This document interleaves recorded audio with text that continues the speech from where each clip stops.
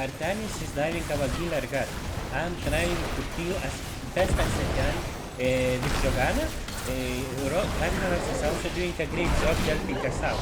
But look, despite anything I do, I cannot heal him away. I use that my son previously, but even with that, he gets like 2,000 health, and we just couldn't do anything against him. My entire kit was used, and he could just walk in and kill our killer. And this is the problem which I have with Giovanna.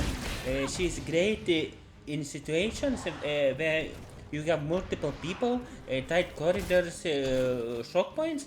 She can control which short points, absolutely great. But when you need to peel a single target, she is absolutely dreadful in these scenarios. Kerkit has like a quarter of a second stun for one person. It has a weak decaying slow, and she doesn't have anything to peel casters. She can blind them auto attackers temporarily, but as you saw in the previous example, even that was too little. And her stun is good, but it is your ultimate, and you're using your ultimate for peeling. It is 1.5 seconds stun. It is basically a normal tank stun. ETC has a better stun, which can just dash through all the enemy players and stun them. Muradin has a better stun, which pierces. He can stun two players.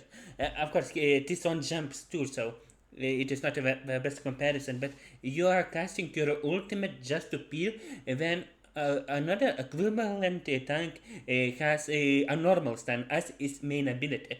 Even when compared to something like Garrosh can absolutely peel away divers. He would have thrown Artanis to one direction and Gila to another, and he would create one kilometer gap between these two people if he wanted to peel backline. And this is what is the problem with Johanna and why she is overestimated.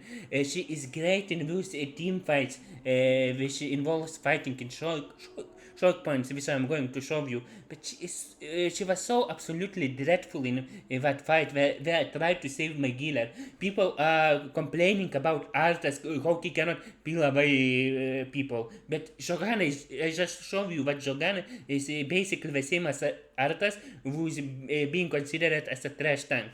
Now I will show you Johanna in her natural habitat and why she can be a great tank.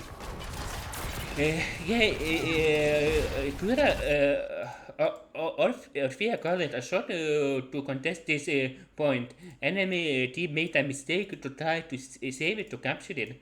But we have two heroes, even three heroes, with a lot of area effect damage, and I am Shogun who can drag these people together and do a lot of area damage too. So we synergize really well. But you see, we just melt it, we destroy them with area effect damage. It is a team fight. It is one of these team fights where everybody explodes and you cannot see what happened. But it wasn't even close in this team fight, and this is where Shogun excels in environments which do not have a lot of space to navigate, and then combine it with something like Orpheus Ultimate. A lot of area effects can condemn when it has a meaning which gathers people up. Otherwise, if you're using against a single target, it is a very weak ability. And I see Johanna as quite limited. She cannot do well in open maps. She needs to fight in closed up environment where she excels. Preferably with people who can follow up her abilities with area effect damage. Otherwise, the one last thing that I want to add is her talents. The problem is that she has a very good rounded kit, but you need to sacrifice your ultimate ability to have either a stun follow or engage. Johanna cannot engage anything. Enemy team needs to misplay if they want to get engaged by Johanna.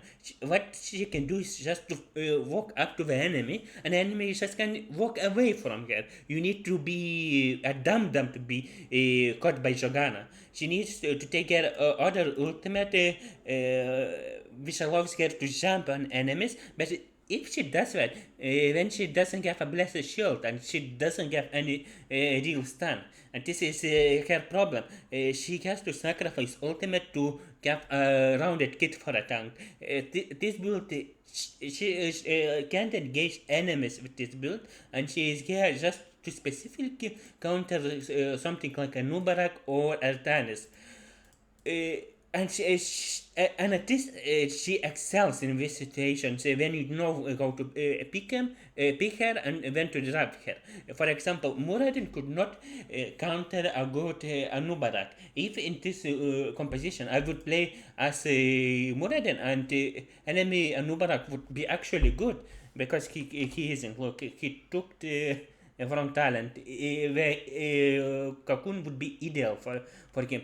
When he could just jump in, cocoon me, and suddenly what we have? Orphea, Alexstrasza, and Ragnar's three heroes in team fight. Three heroes against five. None of us could break my cocoon easily.